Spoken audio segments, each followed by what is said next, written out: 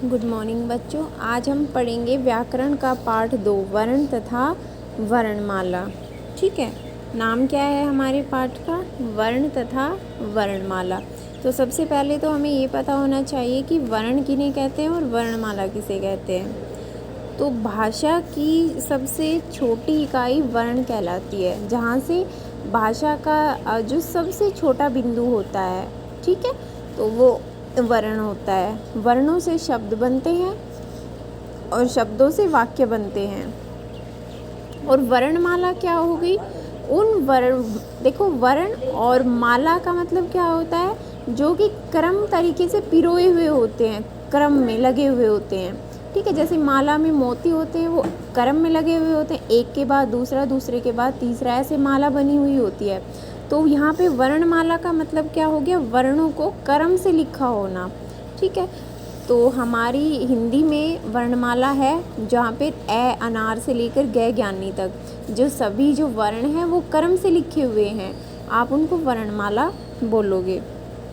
तो चलिए हम इसके बारे में और अपने पाठ में पढ़ेंगे। वर्ण, सबसे पहले हम वर्ण पढ़ते हैं, फिर हम वर्णमाला पढ़ेंगे। तो वर्ण किसे कहेंगे? जब हम कुछ बोलते हैं तो हमारे मुख से कुछ अर्थवान ध्वनियाँ निकलती हैं जिनसे हमारी बात समझ में आ जाती है।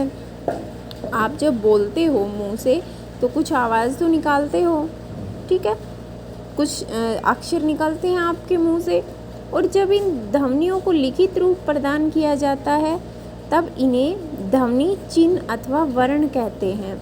ठीक है, वर्ण को अक्षर भी कहा जाता है। तो जब आप मुंह से कुछ बोलते हो, कुछ आवाज़ निकालते हो, ठीक है, देखो बच्चों, बोल रहे हैं तो आवाज़ तो निकल रही है मुंह से, ठीक है, तो जो ये शब्द आ रहे हैं बन के, ये कैसे आ रहे हैं? ठीक है, जब आप इनको लिखोगे, जो आपने बोला मुंह से वही आप अगर लिख रहे हो तो वो कोई ना कोई चिन्ह बना रहा है ना आपकी भाषा का, जो कि समझ में आएगा। तो उन चिन्हों को हम क्या बोलेंगे? ध्वनि चिन्ह बोलेंगे। ठीक है, अथवा आप उनको वर्ण भी कह सकते हो।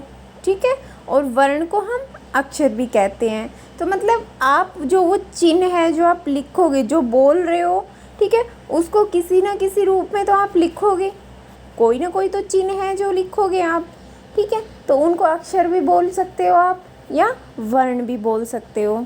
ठीक है, अब हम आगे देखते हैं। देखिए और पढ़कर समझिए। ये बच्चों किसका चित्र है? आप समझ गए चित्र किसका है? ये बकरी का चित्र है। अब यहाँ देखिए, ये हमने पीछे मात्राएं पढ़ी हैं, तब हमने पढ़ा था। ये देखिए बै, इसके नीचे आपको हलंत दिख रहा है, इसका मतलब बै आधा है। ठीक है, इसमें ए को जोड़ना है आपको।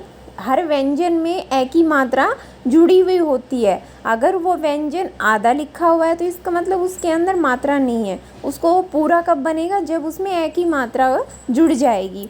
तो यहाँ पर बै अभी आपका आधा है, इसमें ए जुड़ेगा तो ये पूरा बै बन जाएगा। ठीक है, जब इसमें ए जुड़ेगा तो ये पूरा बै बन जाएगा। आगे देखिए कै, तो कै के नीचे भी हलंत आ गया, इसका मतलब कै आधा है।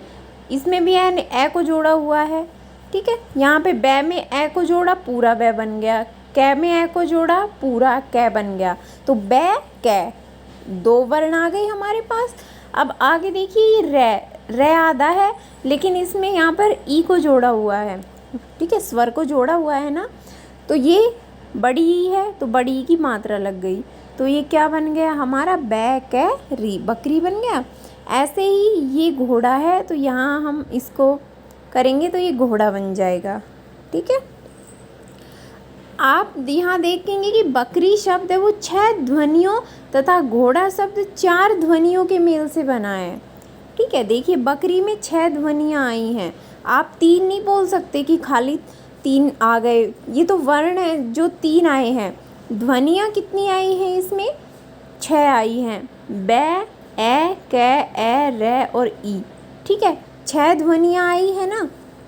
ठीक है, तो ये क्या है? आपके वर्ण हो गए। और यहाँ पर भी देखिए, घोड़ा में वैसे तो 2 आते हैं, अगर आपसे पूछेगा कोई तो आप 2 बताओ, लेकिन ध्वनियाँ कितनी आई हैं उसमें? ठीक है, खाली घै, ये घै है यहाँ पर, ये घो कैसे बन गया?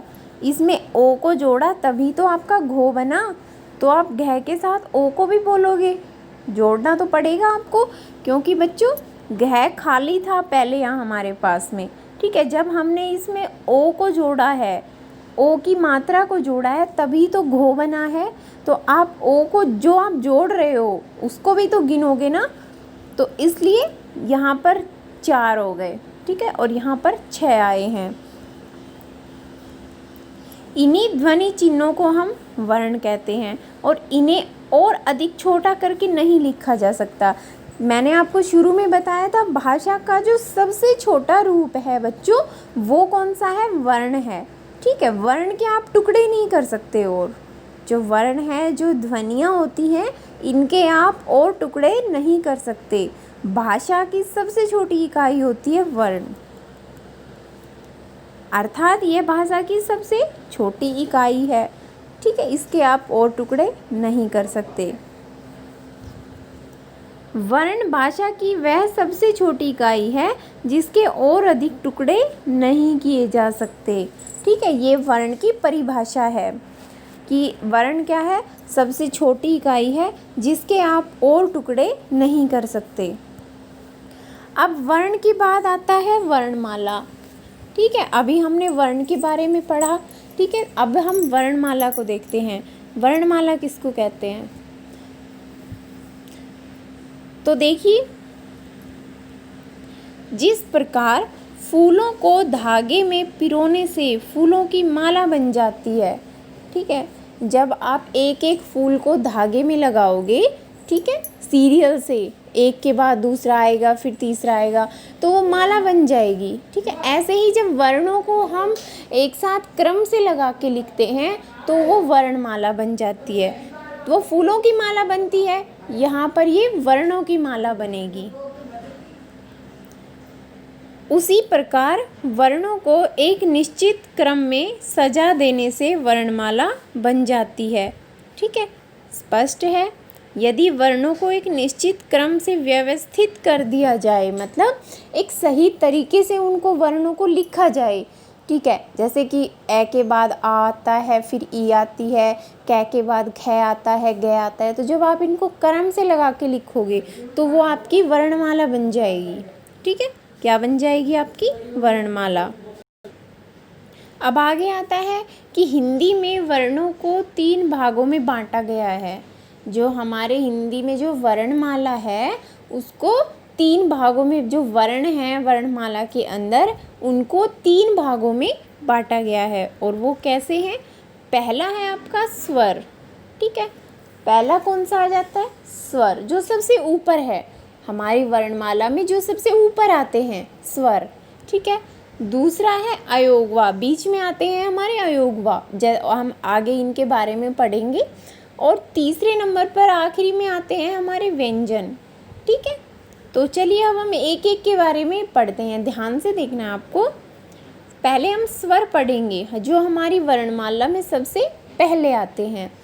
स्वर कौन से हैं? जिन वर्णों का उच्चारण स्वतंत्र रूप से किया जाता है, जिनके अंदर कोई मात्रा नहीं होती, वो अपने आप में स्वतंत्र आज़ाद होते हैं, ठीक है, किसी और से मिलकर नहीं बनते वो।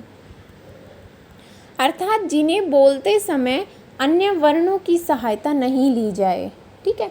आप व्यंजन बोलोगे कोई भी, तो उसमें तो मात्राएं लगेंगी।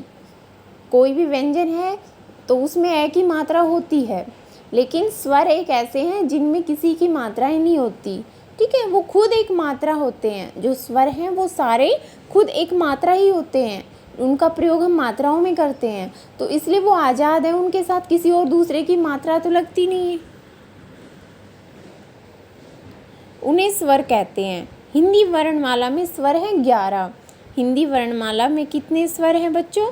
11 स्वर हैं। ये याद रखना है आपको, स्वर कितने हैं, व्यंजन कितने हैं, अयोगवा कितने हैं, ठीक है।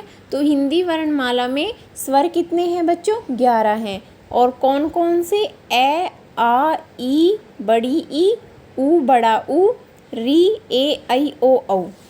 पूरा ए खाली तक नहीं है, अंग अंगूर और ए खाली इनको छोड़ दीजिए, ए अनार से और औ औरत तक, ठीक है।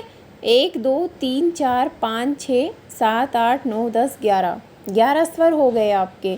वह हिंदी वर्णमाला में स्वर कितने हो गए? 11 हो गए, जिनका प्रयोग मात्राओं में किया जाता है। ये स्वतंत्र स्वर हैं, ठीक है, स्वतंत्र वर्ण है ये। इनके साथ किसी और को किसी दूसरे वर्ण को नहीं जोड़ा जा सकता। ए है, क्या इसमें किसी दूसरे की मात्रा है? आ खुद मात्रा है, ठीक है, किसी दूसरे के वर्ण की मात्रा की ध्वनि इसमें आ ही नहीं रही है। तो स्वर बच्चों स्वतंत्र होते हैं, ये बात याद रखनी है। तो किसी दूसरे की मात्रा इनमें नहीं आती है। आगे है अयोगवा। अभी तक हम स्वर पढ़ रहे थे, अभी आ जाते हैं हमारे अयोगवा। तो ये न ही स्वर हैं और न ही व्यंजन हैं, बीच के हैं, इसलिए बीच में ही रखे जाते हैं। ना तो ये स्वर में आते हैं, ना ही ये व्यंजन में आते हैं, ठीक है। अयोगवा, इसलिए इन्हें अयोगवा कहते हैं। हिंदी में निम्नलिखित 3 अयोगवा हैं, ठीक है। हिंदी में 3 अयोगवा कौन से हैं? एक तो है अंग, जो आपका अंग अंगूर होता है, औरत के बाद आता है ना अंग अंगूर, तो वो आपका अयोगवा है, ठीक है। और उसको अनुस्वार बोला जाता है। क्या बोला जाता है? अनुस्वार, ठीक है। मात्राओं में इसका प्रयोग करते हैं तो अनुस्वार की मात्रा बोलते हैं उसको। आगे है आपका अंग, ठीक है। ये अंग था, ये चंद्र बिंदु वाला अंग है, जो ऐसे लिखा जाता है, ऊपर चंद्र बिंदु लगती है। ये आपका अनुनासिक है। और अनुनासिक क्यों बोला जाता है? क्योंकि जब हम ये इसकी मात्रा लगाते हैं तो जो ध्वनि होती है वो हमारी नाक से आती है, ठीक है। इसमें नाक का ज़्यादा प्रयोग होता है, इसलिए इसको अनुनासिक बोला जाता है। और ए, ये आपका ए खाली वाला ए है, ठीक है। तो इसमें जो मात्राएं आपकी लगती हैं वो क्या लगती हैं? विसर्ग होते हैं, 2 बिंदु लगते हैं। क्या लगते हैं? आपके 2 बिंदु लगते हैं, ठीक है। तो इसलिए इसमें क्या है? ये आपका विसर्ग है, इसलिए इसको विसर्ग बोला जाता है। तो ये 3 आपके क्या हो गए? अयोगवा। ना ये स्वर है, ना ये व्यंजन है, ये अयोगवा है, इतना ध्यान रखना आप, ठीक है। अब तीसरे नंबर पर आता है आपका व्यंजन, ठीक है। तीसरे नंबर पर जो नीचे आते हैं हमारी वर्णमाला में, वो क्या होते हैं? उनको व्यंजन बोला जाता है। तो जिन वर्णों का उच्चारण स्वरों की सहायता से किया जाता है, ठीक है, ये स्वतंत्र नहीं होते, आज़ाद नहीं होते, ये इनमें स्वर मिले हुए होते हैं। अगर स्वरों को आप इनमें नहीं मिलाओगे तो ये आधे रहेंगे। ये पूरे तब होते हैं जब इनमें स्वर मिल जाते हैं। और प्रत्येक जो व्यंजन है उसमें ए की मात्रा होती है। हिंदी वर्णमाला में व्यंजन 33 हैं। कितने व्यंजन हैं? 33 व्यंजन हैं। स्वर कितने थे? 11 स्वर थे आपके, 3 आपके अयोगवा हैं और 33 आपके व्यंजन हैं, ठीक है, ये याद रखना। और कौन से हैं वो? कैसे लेकर, ठीक है तक, कैसे लेकर है तक, कै कबूतर से लेकर है हल तक, ये आपके 33 व्यंजन हो गए, ठीक है। और ये स्वतंत्र नहीं होते हैं, इतना आपको याद रखना है। तो वर्ण के 3 भाग हमने पढ़े। पहला पढ़ा स्वर, ठीक है, जो 11 हैं और स्वतंत्र होते हैं। दूसरा पढ़ा हमने अयोगवा, जो 3 हैं, ये ना स्वर में आते हैं ना ये व्यंजन में आते हैं। तीसरे नंबर पर पढ़ा हमने व्यंजन, ये 33 होते हैं लेकिन ये स्वतंत्र नहीं होते, ये इनमें स्वर मिले हुए होते हैं, ठीक है। तो वर्णों के 3 भाग समझ में आ गए हमें। अब इसके अलावा देखिए हिंदी भाषा में कुछ और भी वर्ण होते हैं, जैसे कि संयुक्त व्यंजन। संयुक्त व्यंजन कौन से होते हैं? ये 2 वर्णों के मेल से बनते हैं, ठीक है। और जैसे अक्षय, त्र, ज्ञ और श्रय, ठीक है, 2-2 इनमें क्या मिले हुए होते हैं? 2-2 वर्ण मिले हुए होते हैं। ये 2 वर्णों की मदद से बनते हैं।